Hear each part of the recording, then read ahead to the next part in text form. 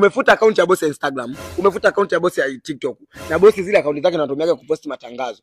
Mimi bosi kazi mimi hawezi kugundua kwa sababu ni kweli nimepoteza document, lakini kuna document niliziedit nikachomeka mule. Kwa hiyo mimi bosi hawezi kugundua kwa chochote. Na mimi ukifukuzwa kazi sina msaada na wewe, nikatae.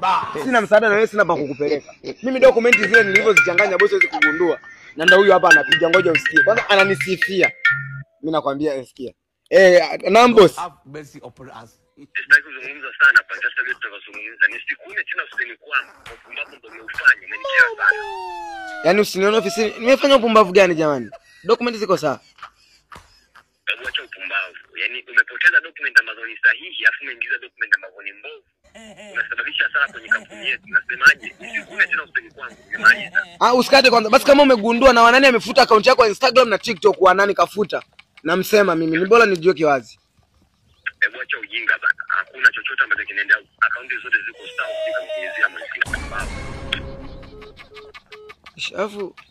Sasa mbona bosi eti amegundua mimi afu hajagundua, wanani umefanyaje? Au umefanyaje wewe?